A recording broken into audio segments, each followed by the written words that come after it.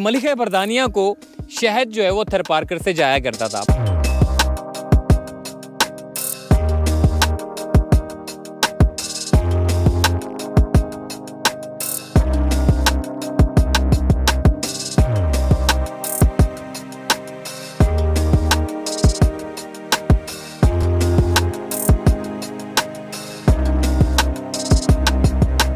भट्टी में यानी कि 1000 ईंट लगाता था और सिर्फ 100 रुपए कमाता था, मगर यही शख्स लाखों रुपए जो है वो माशाल्लाह से कमा रहा है।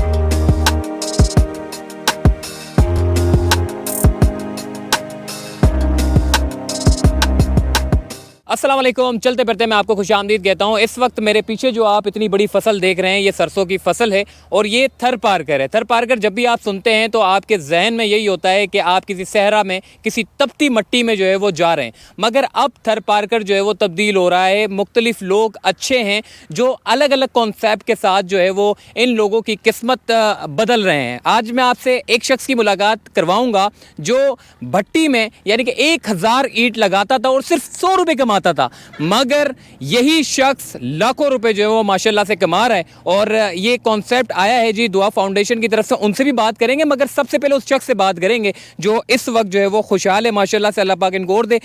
ये बताइएगा कि आप पहले क्या काम करते थे और ये किस तरीके से आपने जो ये सारी ज़मीन पे जो है सरसों की पूरी फसल लगा ली? आगे हम भट्ठों पे काम करते थे, 100-200 रुपया मजदूरी मिलती थी। 1-2000 ईंट मारते 200 रुपया मजदूरी मिलती। अब सरसों का फसल लगाया, ये हमने दुआ फाउंडेशन वाले का थोड़ा है हम पे, बहुत 2-2.5 लाख का हमारा फसल है। बिल्कुल गुजर सफ़र साफ हो रहा था, घर चलाता हूँ इस पे। जी हाँ। अच्छा, ये हम देख रहे थे कि ये जो मिट्टी है इतनी ख़तरनाक मिट्टी थी। ये हम सुनते हैं कराची में, हम यही सुनते हैं कि जी थर में जो है वो बहुत भूख का आलम है, मतलब वहाँ पे ग़िज़ा की बड़ी कमी है, इसके अलावा पानी की बड़ी कमी है। तो क्या ये जो फसल आपने लगाई है ये मीठे पानी से है या फिर कहाँ से आपने ये फसल लगा ली? मीठे पानी से लगाई है, दुआ फाउंडेशन वाले ने हमें प्रोग्राम दिया है, इससे ही लगाई है। 50 फुट से हेठ माने बोरिंग के सिस्टम है इधर। जी हाँ, ये सरसों का फसल लगाया है इधर। अच्छा, एक भाई भी मौजूद हैं, इनसे भी बात करते हैं, क्योंकि थर में ज़्यादातर कॉन्सेप्ट यही है जी, हम यही सुनते हैं कि बच्चे जो है वो भूख से मर रहे हैं, मगर ये देखें आप सरसों की पूरी फसल लग गई इसी ज़मीन पे थरपारकर में। और इसी थरपारकर में दुआ फाउंडेशन ने एक एक्सपेरिमेंट किया, अल्लाह करे कि वो एक्सपेरिमेंट कामयाब हो जाए। आम की फसल लगाई, यानी कि आम के जो है वो पौधे लगा दिए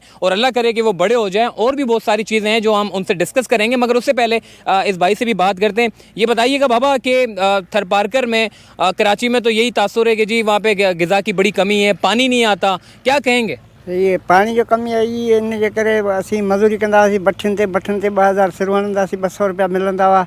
इन जे करे दुआ फाउंडेशन ने असां समर्पण ॾिनो, इन जे करे असां माना बोर लॻाए ॾिनो।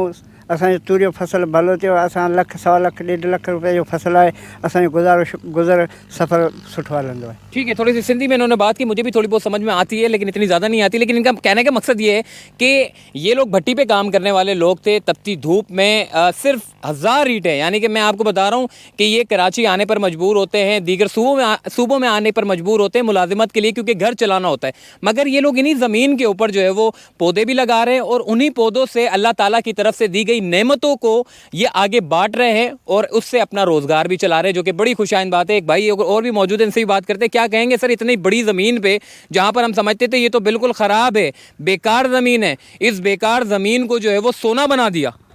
जी अल्हम्दुलिल्लाह, दुआ फाउंडेशन के तहत ये एक प्रोजेक्ट जो आपने देखा, बोरिंग सिस्टम के तहत जो पानी निकाल रहे हैं, इस तरह के जो प्रोजेक्ट हैं इसके बहुत सारे फ़ायदे हैं। ज़ाहिर है थरपारकर में पीने के पानी का भी बहुत बड़ा मसला है, और फिर मवेशी के लिए और फिर बाकी अशिया और उसके इस्तेमाल के लिए। तो इस तरह से ये होता है कि अल्हम्दुलिल्लाह इस तरह के जो प्रोजेक्ट हैं इससे लोगों की इनकम जनरेट होगी। ज़ाहिर है थरपारकर में बैलेंस डाइट सबसे बड़ा मसला है। तो ये जो प्रोजेक्ट आप देख रहे हैं सरसों की फसल, इसके साथ साथ अल्हम्दुलिल्लाह इस ज़मीन पे हमने बहुत सारी सब्ज़ियाँ भी काश्त की, जिसमें लौकी, टिंडे और भिंडी भी लगाई। और अल्हम्दुलिल्लाह ये जो फसल आप देख रहे हैं पीछे सरसों की, इस साल जो है वो सरसों का जो फ़ी मन रेट है वो 7000 रुपये है। हम उम्मीद करते हैं कि 20 से 25 मन इस जो 1 एकड़ फसल लगी हुई है सरसों की, इससे निकलेगा और तकरीबन 1.5 लाख तक की आमदनी हमें यहाँ से मिलेगी। और इससे ये फ़ायदा होगा कि यहाँ के जो गरीब लोग हैं इनके बच्चे स्कूल जाना लगेंगे और इनकी मईशत में बेहतरी आएगी। तो बाकी जो NGOs हैं या गवर्नमेंट को भी चाहिए कि इस तरह के प्रोजेक्ट लगाएं ताकि लोगों की मईशत में बेहतरी आए और इनके बच्चे स्कूल जाने लगे। अच्छा, एक बात तो तय है, मतलब मैं दुआ फाउंडेशन के बारे में इतनी ज़्यादा लोगों ने बात की है, मगर मैं आपको यहाँ पर लाने का मेरा मेन मकसद ये था कि इस बंजर ज़मीन के ऊपर कितना सोना समझ ले कि एक तरीके से निकाला जा रहा है। तो ये यकीनन दुआ फाउंडेशन की तरफ से, मगर मैं आपको ये बताऊँगा कि सरसों का तेल निकाला कैसे जाता है, बीज कैसा होता है, ये सारी बातें हम करेंगे डॉक्टर फैयाज से, जो कि दुआ फाउंडेशन के सरबराह हैं। आइए चलिए हमारे साथ।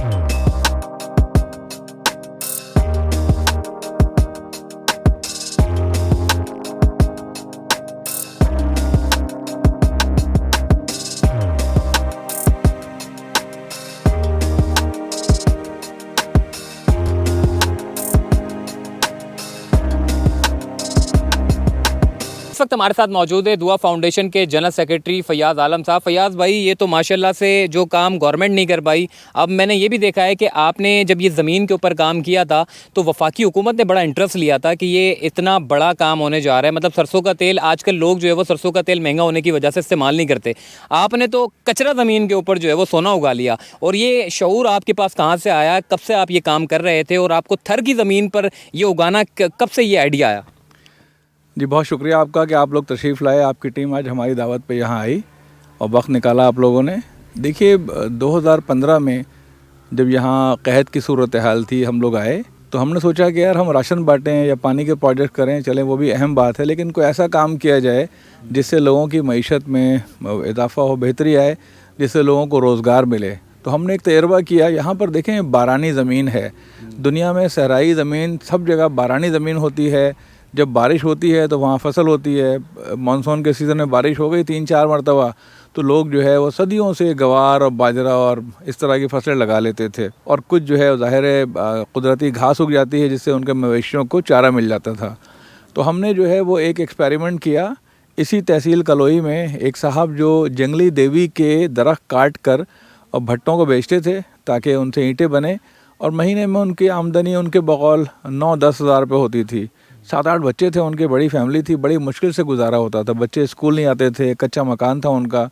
उनको हमने एक मशवरा दिया कि भाई हम तुम्हें लगा देते हैं एक प्रोजेक्ट जो है, यहाँ पर बोरिंग करवा देते हैं और ट्यूबवेल लगा देते हैं। वो उस गांव में खुशकिस्मती से बिजली थी, तो हमने बिजली के उसमें मोटर भी लगा दी अल्हम्दुलिल्लाह। आप यकीन करें, जो सरसों की पहली फसल आई, हमने ज़ाहिर मुख्तलिफ माहिरीन से मशवरा किया कि ज़मीन पर क्या लगाना चाहिए इस पानी के TDS पे। पानी का TDS वहाँ 2000 था। नमकीन थोड़ा सा, यानी मीठा पानी था, लेकिन जायका उसका थोड़ा थोड़ा नमकीन भी था। जो उन्होंने पहली फसल लगाई वो सरसों की फसल थी। अल्हम्दुलिल्लाह 4-5 लाख रुपए उससे कमाए। और ज़ाहिर है, कोई यहाँ तो ऑर्गेनिक फसलें होती हैं, कोई मसनूई खाद देने की ज़रूरत भी नहीं होती, कोई कीड़े वगैरह का भी इतना मसला नहीं था। उसके बाद फिर गंदम लगाई, फिर कपास लगाई, फिर इसफगोल लगाया, फिर मुख्तलिफ़ सब्ज़ियाँ लगाई, प्याज, हर चीज़ लगाई अल्हम्दुलिल्लाह। तो देखिए, बात ये, उसके बाद तो हमारा हौसला बहुत बढ़ा और हमने अल्हम्दुलिल्लाह उस वक्त से लेकर आज तक थरपारकर की 5 तहसीलों में हम 52 एग्रीकल्चर के प्रोजेक्ट कर चुके हैं। जो हमारा सबसे बड़ा काम है, मैं समझता हूँ कि एक हिस्टोरिक नौयत का, वो है कि हमने थरपारकर में फलों के दरख्त लगाए। हमने कई हज़ार बेर के दरख्त लगाए जिनमें बहुत अच्छा फल आ रहा है, बहुत ही अच्छा फल आ रहा है, बड़े साइज़ का बेर आ रहा है। हमने अनार के पौधे लगाए, उन पर फल आ गया, बड़ा खुश जायका फल आया। हमने खजूर के दरख्त लगाए। लोग कहा करते थे कि यार तुम लोग जुनूनी हो, पागल हो, बेवकूफ़ हो, तुम पैसे ज़ाया कर रहे हो अपने डोनर्स के। खजूर तो आज तक लगा ही नहीं है थरपारकर में।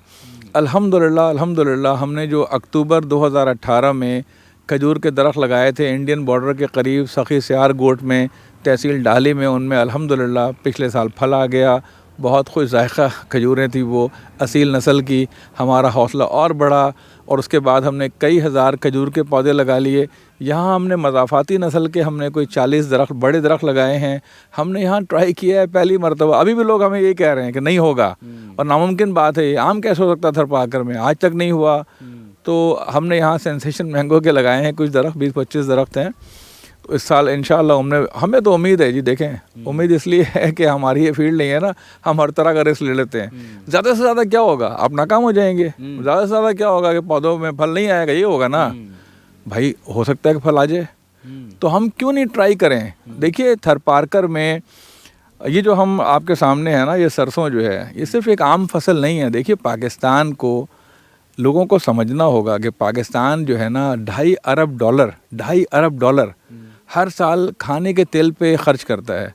जो पाम ऑयल होता है, कुछ ऑलिव ऑयल भी होता है। ऑलिव ऑयल तो आपको पता ही है कि मैंने ही लास्ट ईयर जो है लोअर दीर से एक वीडियो मेरी वायरल हुई जंगली जैतून की, और अल्हम्दुलिल्लाह 1 साल के अंदर अंदर एक इनकलाब बर्पा हो गया, अल्लाह का शुक्र है।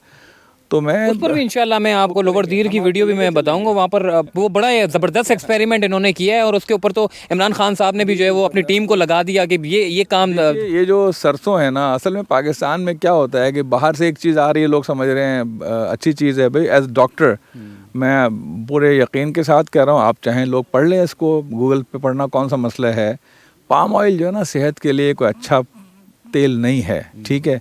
और हमारे यहाँ पता भी नहीं होता कि तेल किस क्वालिटी का है। भाई आपके अपनी ज़मीन पर ये सरसों का जो फल है, इसमें से जनाब ये निकलता है सरसों का बीज, इसमें से तेल की अच्छी खासी मकदार, जब ये खुश्क हो जाएगा तो आप तेल की अच्छी खासी मकदार, खालिस तेल की मशीनें लगी हुई हैं, उनसे तेल निकाला जाएगा।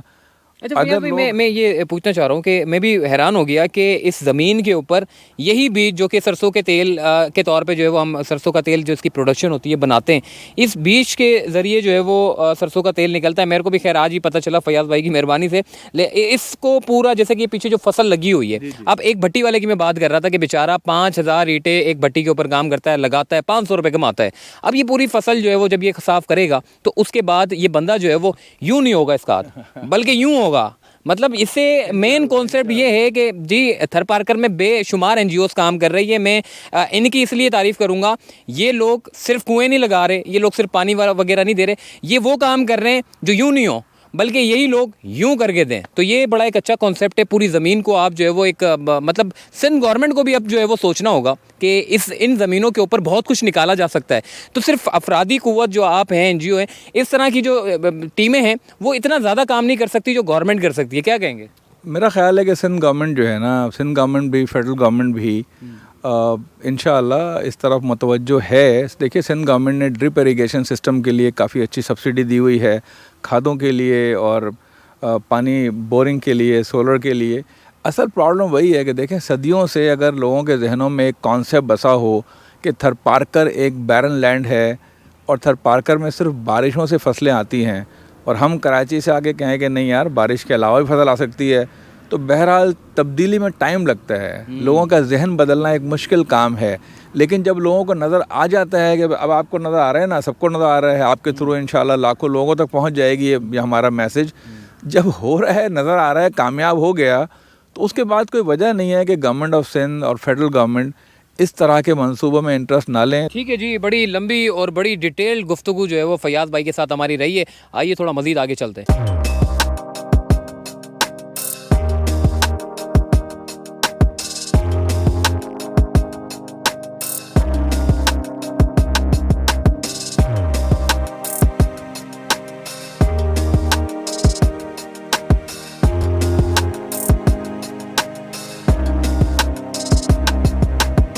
मेरे राइट साइड पे बबूल के दरख्त थे और मेरे लेफ्ट साइड पे जो है वो कीकर के दरख्त थे। अच्छा, एक बड़ी इंटरेस्टिंग और बड़ी ज़बरदस्त चीज़ सुनने को मुझे ये मिली है कि मलिका बरदानिया को शहद जो है वो थरपारकर से जाया करता था, मगर अब वो सारी चीज़ें ख़त्म हो गई हैं। इमरान खान साहब ने भी कहा है कि जी हमारे पाकिस्तान में शहद की सबसे बड़ी इंडस्ट्री बन सकती है, मगर लोगों को अवेयरनेस देने की ज़रूरत है। जिस तरीके से कालाम, कुमराट, सुवात में हम देखते हैं बड़ी बड़ी पेटियाँ रखते हैं और उसके बाद जो है वो शहद की प्रोडक्शन शुरू होती है, मगर यहाँ पर लोगों को जो है वो अवेयरनेस नहीं दी जाती। इनको पता नहीं है कि जिस ज़मीन के ऊपर कीकर और बबूल और जंगली बेरी के जो दरख्त हैं उससे किस हद तक जो है इनका रोज़गार जो है वो बढ़ सकता है, और ये लोग शहद की प्रोडक्शन में जो है वो बड़ी आसानी के साथ जो है वो पैदावार कर सकते हैं और आगे लोगों तक जो है वो पहुंचा सकते हैं ओरिजिनल चीज़। तो यहाँ पर थरपारकर में मेरा लाने का आपको मेन मकसद ये था कि आपको बताया जाए कि जी थरपारकर में बहुत सारी बातें करते हैं, सहरा, ये यहाँ पर गुर्बत बहुत है, यहाँ पर काम करने की अच्छा ज़रूरत है, मगर उन लोगों की ज़रूरत है जो ईमानदार लोग हैं, जो वाकई दिल से इन लोगों की जो है वो इनको आगे बढ़ता देखना चाहते हैं, इन लोगों को जो है वो भूख और अफलास से दूर करके इनको एक खुशहाल देखना चाहते हैं। तो आज चलते फिरते से मुझे दीजिए इजाज़त। आई होप कि आपकी आज की जो वीडियो थी बड़ी मालूमाती थी। अगर अच्छी लगी हो तो सब्सक्राइब कर लीजिएगा और शेयर कर लीजिएगा। अल्लाह हाफिज़।